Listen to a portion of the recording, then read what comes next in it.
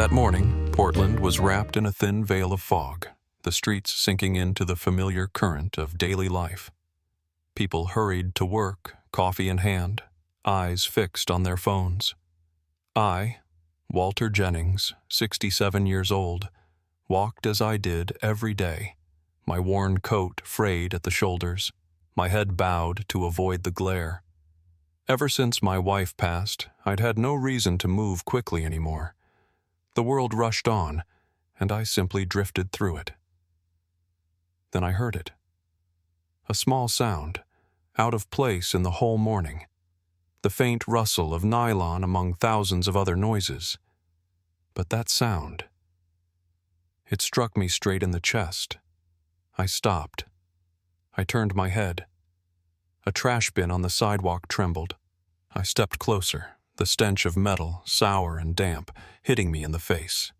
My hand shook as I lifted the lid, only slightly, afraid to make a noise. And I saw it. A Doberman puppy, barely a month old, its tiny body curled into the dark corner like a rag discarded and forgotten. Covered in bruises, its fur matted with grime and sweat and blood. Its hind legs, thin and trembling, bore a swollen mass beneath the skin, round and bulging, the size of an orange. Its brown eyes half opened, hazed with blood, too weak to focus, holding only a silent plea. My throat closed. For a moment, I wanted to walk away. But my heart clenched hard.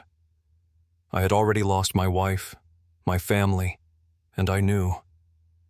If I left this little life behind, I would lose the last piece of myself too. "Oh, dear God," I whispered, my voice breaking. Who could do this to something so small? I bent down, slipping my hand under its head. Blood and dirt stuck to my palm. Its body was far too light, yet heavy in the way only surrender feels. I tried to lift it, but it slid from my grasp, tumbling back into the bin with a hollow thud. No cry, no whimper, just silence. And that silence was crueler than any scream. Panic surged in me as I leaned close and whispered, "Don't leave me. Please, don't leave me now." I looked around. The stream of people flowed past like a cold river. Someone glanced over, then quickly looked away as if nothing was there. My heart pounded. I knew time was slipping. I dashed toward the nearby convenience store.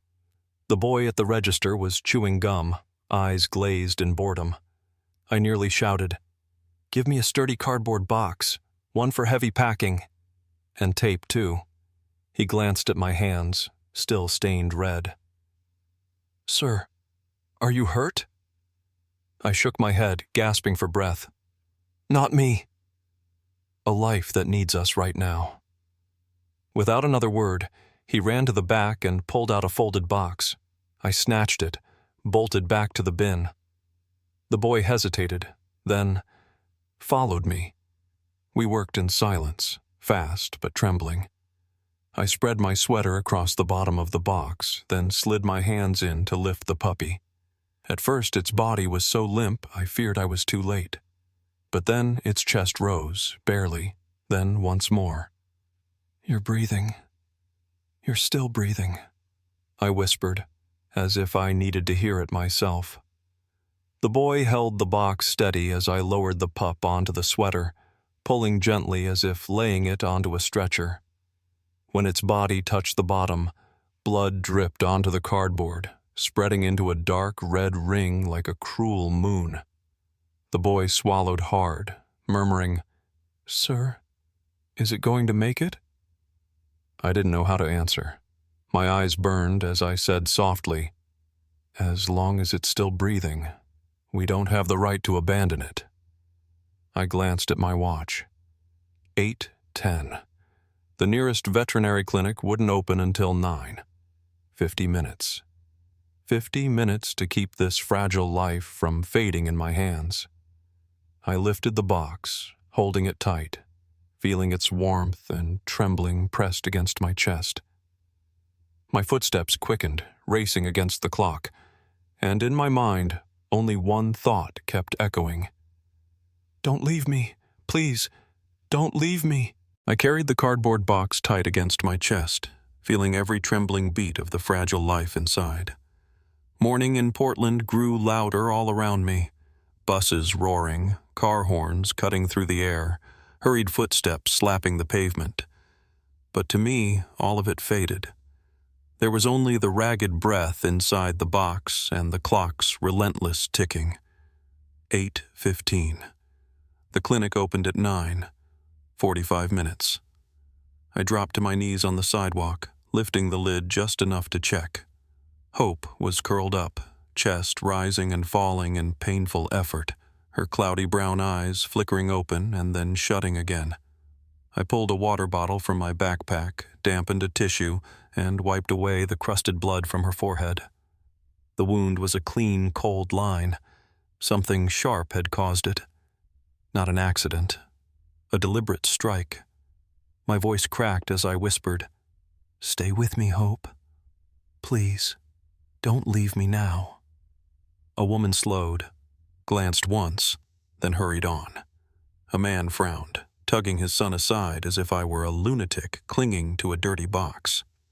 The river of people swept past, and I sat there like a stone stranded midstream. The cashier boy from the store came out, holding a roll of tape and a packet of tissues. "I thought you might need these," he said softly, but steady. I met his eyes and saw it, the light of someone who wouldn't turn away. We worked together right there on the curb.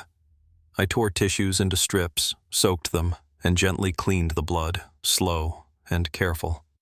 Each touch made Hope shudder, but she had no strength to cry.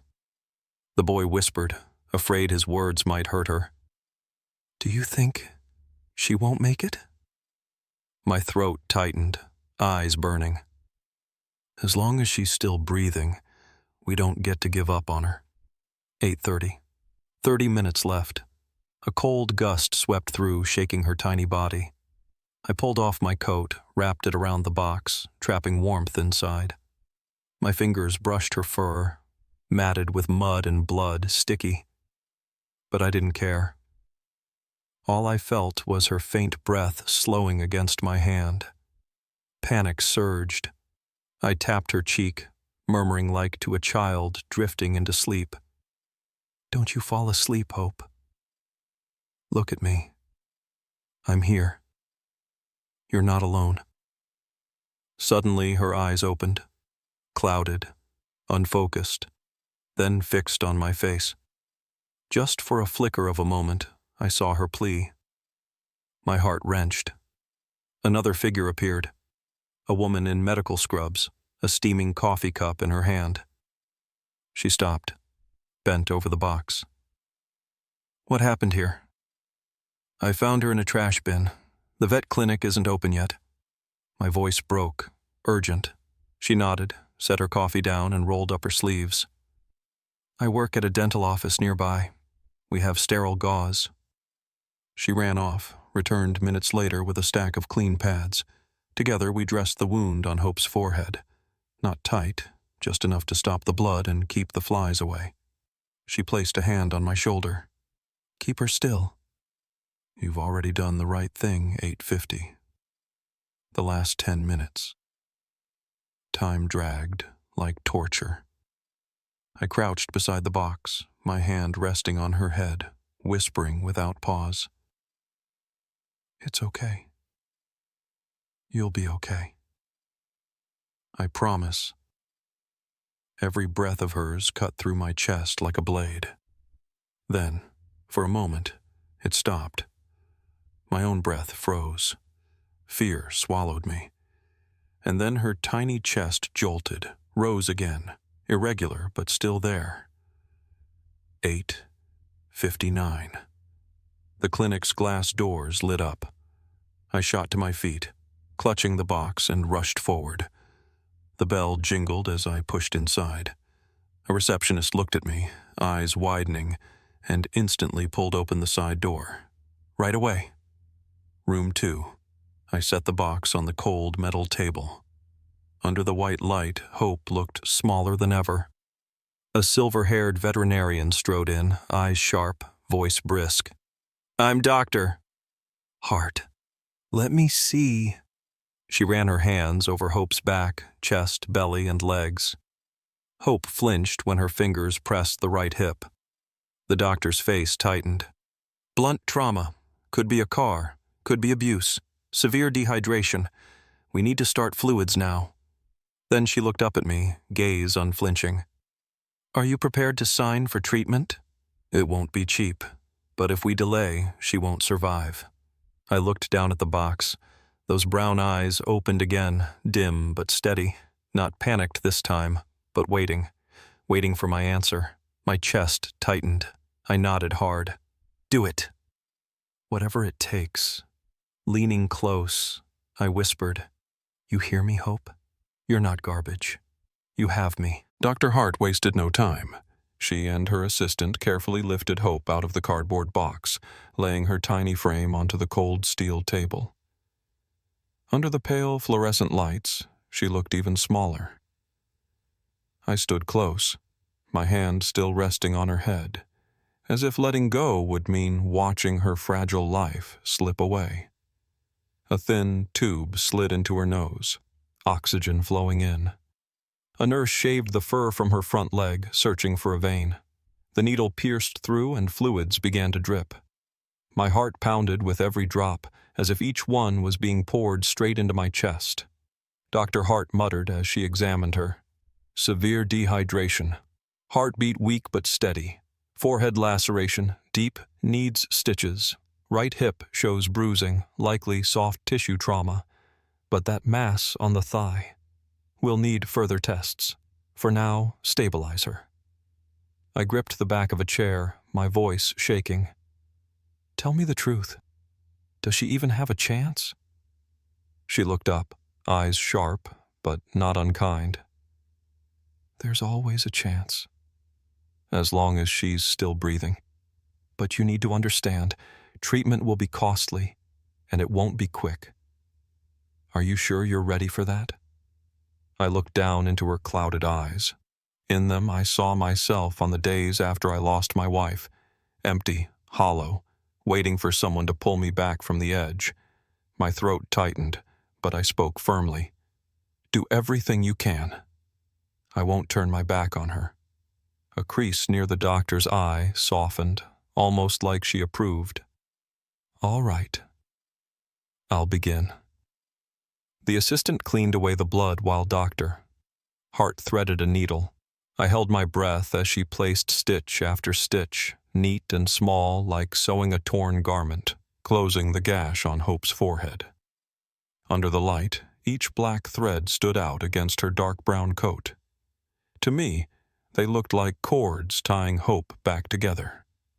Meanwhile, the nurse took her temperature and checked her blood pressure. The numbers came back frighteningly low. My knees trembled. I wanted to sink to the floor, but I forced myself to stay upright. If I collapsed, who would stand for her? When the final stitch was tied, Doctor.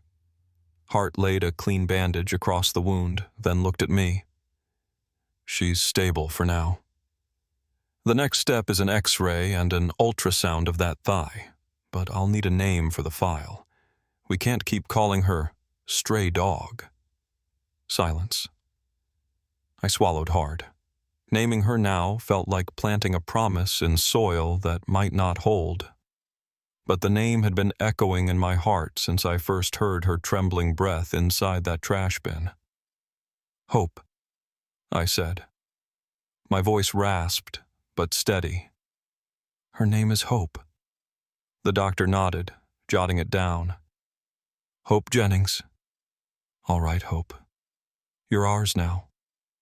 At the sound, her little chest lifted, just slightly deeper. I bent low, whispering in her ear. "Do you hear that? You have a name now. You're not garbage. You're Hope." Time moved slowly in that cold, white room. I sat beside her, reading meaningless emails off my phone aloud. Not for anyone to understand, just so she could hear my voice. The nurse smiled when she noticed Hope's ears twitch faintly. For a moment she tried to lift her head, but couldn't, and it fell back down. My heart clenched in panic. Dr. Hart touched my shoulder. Easy. The body is weak, but reflexes are there. That's a good sign, I exhaled, laying my palm gently on her small, bandaged skull, pressing with the softest weight. I remembered her in the trash bin, eyes dull, powerless. And now, though frail, she was here, with a doctor, with medicine, with me. I knew the road ahead would be long and cruel, but for the first time in years, my heart was beating for more than myself. I had entered a race to keep another life alive, and there was no turning back.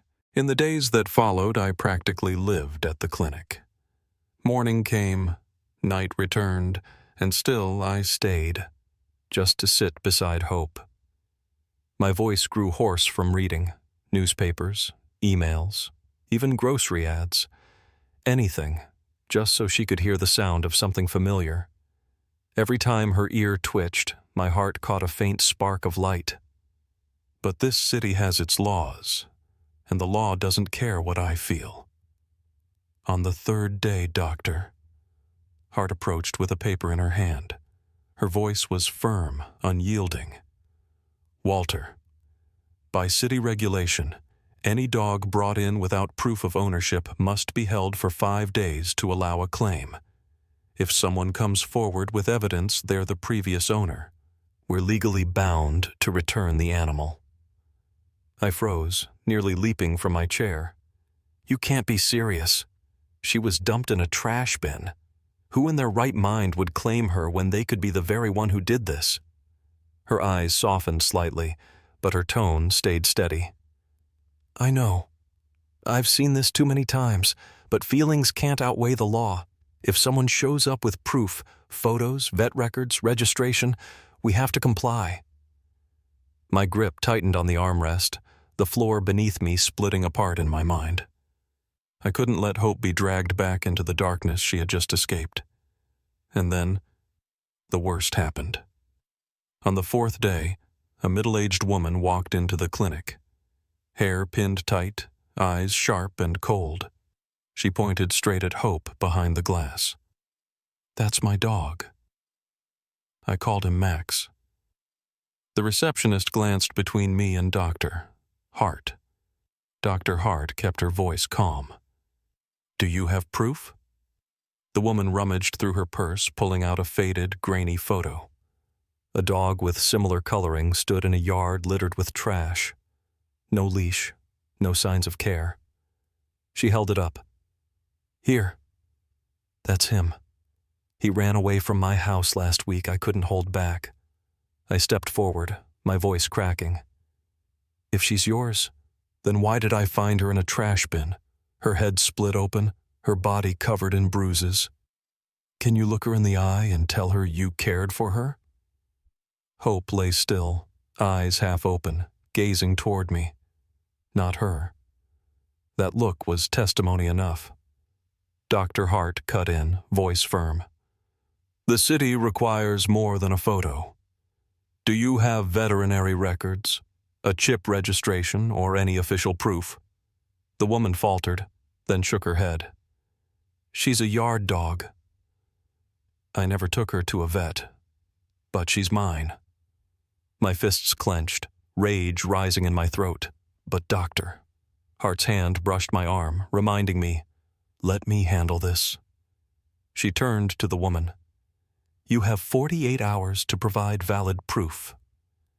If not, this dog will be placed under medical care and prepared for rehoming. The woman scoffed, stormed out, but not before shooting me a glare that burned. When the door closed, I exhaled hard, as if I'd fought a battle. I looked at Hope, her eyes locked on me as if to ask, Are we safe? I bent close and whispered, You're not going back there. I promise. But the law wasn't the only obstacle. That afternoon, my landlord knocked on my door. A thin man, face like stone. I hear you brought a dog here. I drew in a breath and handed him the Foster medical papers from the clinic. It's only temporary. Just recovery monitoring. She's too weak to bark. He folded his arms, voice cold. Building rules are clear. No pets. I'll give you a month.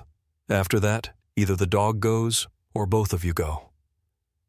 I wanted to lash out, to shout that this wasn't just a dog but a life I'd pulled back from death. But I held it in. I nodded, lips trembling. I understand. The door slammed shut. I stood in my small apartment, hands shaking, the Foster paper crumpled in my fist. I turned to Hope, resting in her blanket-lined box, breathing steadier now.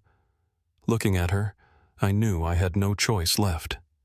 Even if I had to sell the last of what I owned, even if I got thrown out of this place, I would keep my promise. I placed my hand gently on her head, whispering like a vow. Hope, anyone else may turn away, but I never will. On the 5th day, Doctor. Hart pulled me aside. Her voice was low, no longer circling around the truth. Walter, the mass on her right thigh, we need to operate soon. If it's just a hematoma, she'll pull through, but if it's malignant, time isn't on our side. A chill ran down my back. Surgery meant anesthesia. A 1-month-old puppy, frail and broken like this. Could she survive it? I looked through the glass. Hope lay there, her tiny head still wrapped in bandages, stirring faintly when she heard my voice. She had no idea her fate was hanging by a thread, yet her small tail still flickered whenever I called her name. I turned back, biting hard on my lip. Do it. Whatever happens, I won't let her die waiting. The surgery began at 7 that evening. Outside, a storm broke loose. Thunder rolling in the distance, rain drumming against the clinic's windows. I stood beyond the glass wall, staring into the operating room. The surgical light burned white, pouring down on her small body. Hope lay motionless, a breathing tube in her nose, fluids dripping steadily. The heart monitor beeped, each sound stretching like a blade carving into my chest. I pressed my forehead against the glass, whispering, Hope, I'm here. You're not going anywhere. Do you hear me? 1 beat, 2 beats. Her heart slowed. My knees nearly gave way. Then the screen flickered back, the rhythm returning. I almost wept at the sight of that long, unbroken line of beeps. Suddenly, the lights in the room flickered. The storm knocked the power out for a second. My heart stopped. A breath of deadly silence. Then the generator roared to life, the lights blazing again. Dr. Hart never paused. Calmly, she separated tissue and lifted out a dark red mass.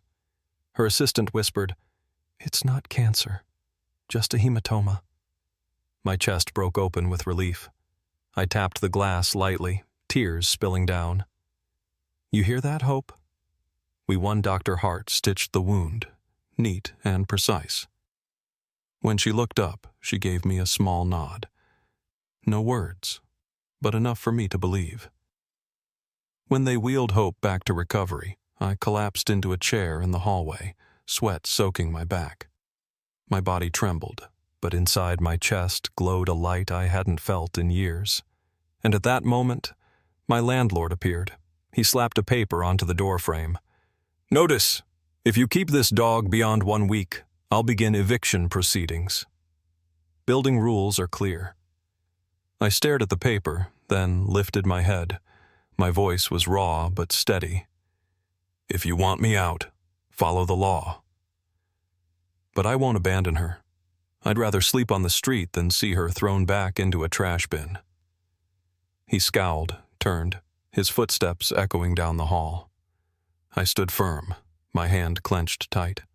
For the first time in years, I felt strength rise in me, strength to resist.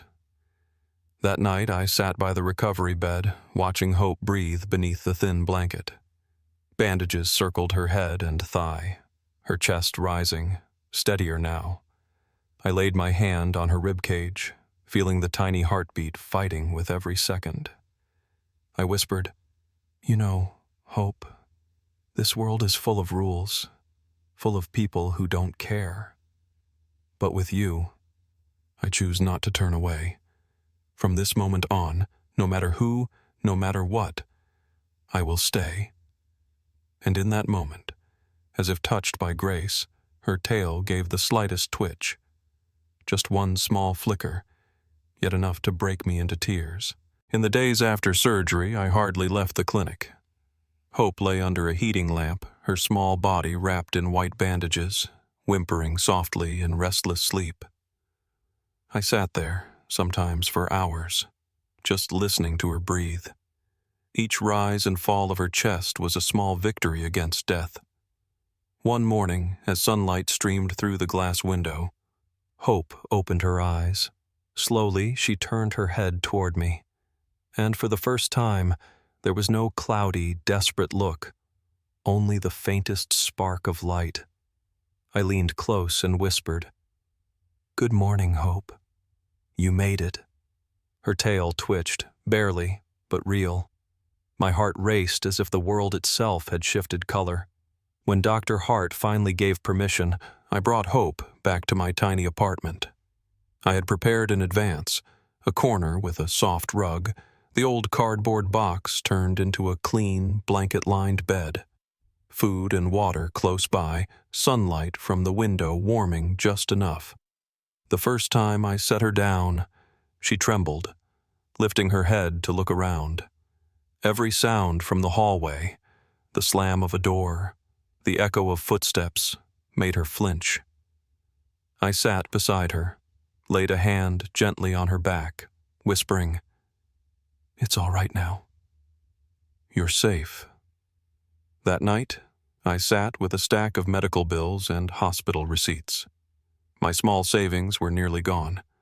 I had already sold my old bicycle, even the guitar I used to play when my wife was alive. Still, the numbers pressed hard on my chest. I looked over at Hope. She was curled in her bed, breathing evenly, her bandaged legs twitching as if trapped in a nightmare. I rose and sat on the floor beside her. She lifted her head and pressed it softly against my hand. Just a small gesture, but enough to tell me I couldn't give up. But life never stopped testing us. 2 days later, my landlord knocked again. His eyes fell on Hope's bed, cold and unyielding. "Mr. Jennings, we've been clear. No dogs or cats. I've had complaints from the neighbors." I stood in the doorway, my voice raw but steady. "Do you hear her barking? She barely has the strength to breathe, let alone make a noise. She just needs time." He scowled and shoved a warning notice into my hand. "1 more week. If she's still here, you'll have to leave." The door slammed. I stood frozen, the paper shaking in my hand. But when I turned, Hope was watching me. Her eyes, weak but steady, seemed to ask, "Will you abandon me?" I dropped to my knees, stroked her head, whispering, "No, Hope. Never." In the days that followed, we practiced standing.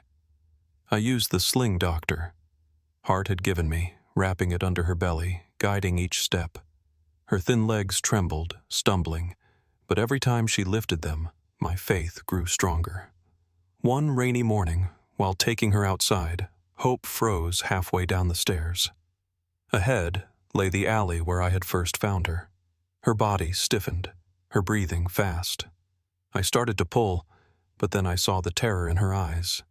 So I sank to the step beside her, face level, whispering, "It's all right, Hope. We're not going back there. Just 1 step. We'll take it together."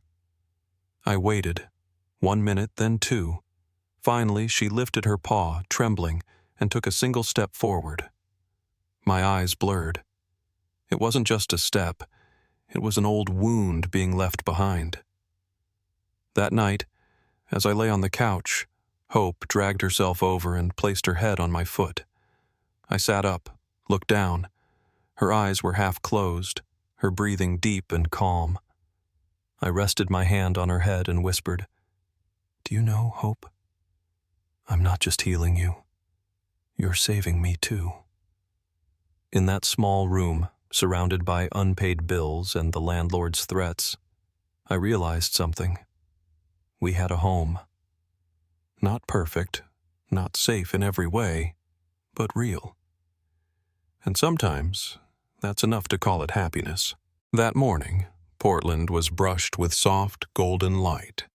After weeks of strain, I brought Hope in for her follow-up. She was no longer the trembling life I had pulled from a trash bin. Her thigh was still wrapped in bandages. She still limped with each step, but her eyes shone brighter now, her tail giving the faintest wag when she heard my voice. Dr. Hart removed the bandage, checked the stitches, then looked at me and nodded. "Mr. Jennings, she's made it. Still weak, but no longer in danger. She'll have a normal life, as long as she's loved." I couldn't hold back. I turned to Hope. She lifted her head, those brown eyes glimmering as if she understood every word.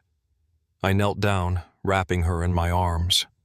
Her fur still carried the smell of medicine and antiseptic, but all I felt was the touch of a miracle. We returned to my little apartment. The landlord's warning notice still sat in the doorframe, but I no longer lived in fear. I knew now I wasn't alone in this fight. That evening, I sat down to write a letter to the Animal Protection Board, telling the whole story. The young cashier who had seen it all agreed to testify. Dr. Hart promised she would stand with me if anyone tried to claim Hope again. For the first time, I didn't feel like an old man battling the world alone. I had allies. Most of all, I had Hope. In the days that followed, Hope walked more.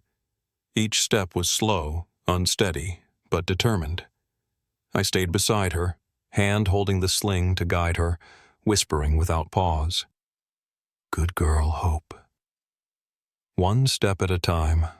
I'm right here." One morning, as we passed the old alley where the trash bin still stood, Hope froze. Her whole body stiffened, breath quickening. I thought of turning back, but then I saw her draw in a deep breath and stare into the darkness. For a few seconds, past and present met in her eyes. Then suddenly she turned, stepped toward me, one small but decisive step. I broke down, kneeling to hug her tight. Tears fell, mingling with the morning sun. "You've made your choice, Hope. We're moving forward together." That night, I sat on the floor by the window. Hope no longer lay in her cardboard box. She had chosen the small rug under the moonlight instead. She turned once, then slowly dragged herself to me, resting her head on my lap. I laid my hand on the scar across her forehead, not to hide it, but to keep it. I whispered, "Do you know, Hope?" I once felt like I'd been thrown into life's trash bin, too. I lost everything, nothing left to hold me. But you came. You taught me that as long as we're breathing, there's still a chance. To live. To love. She sighed softly, peacefully, then drifted to sleep. In that small room, I listened to her steady breaths blending with my own heartbeat. A quiet music I had forgotten for years. A month later, Dr. Hart stopped by. Hope bounded forward, no sling needed, tail wagging strongly, letting out her first small bark. The doctor smiled. "I told you." All she needed was a medicine no one can sell. Patience. I nodded, eyes wet. Not just her, me too. That evening I sat writing in my journal. Bills still piled on the table, the landlord's notice still pinned nearby. But the fear was gone. I understood now. Family isn't only blood. Family is when a life looks into your eyes and says, "I trust you." Hope had chosen me, and I chose her, every day, every hour. I closed the journal, bent down to kiss her head, whispering, "We've walked from darkness into light, little girl. From now on, we'll never abandon each other." In the quiet, Hope stirred, her tail flicking gently in reply. I sat there, holding her curled against me, listening to her steady breathing against my heart. A life once discarded in a trash bin, trembling and waiting for death, now asleep in peace, trusting she would never be alone again. Tears filled my eyes, not from sorrow, but because a true miracle had happened. And you, my friend, have you ever saved a dog's life? If you have, share your story in the comments below. Maybe your story will be the flame that warms someone's heart, the hope for a soul still waiting for a second chance. Don't let any dog be abandoned or forgotten. They all deserve a home, a pair of arms to trust. If this story touched you, please subscribe to the channel, not just to follow the journeys ahead, but so together we can build a family where love spreads, and no one, not even the smallest life, is ever left behind again.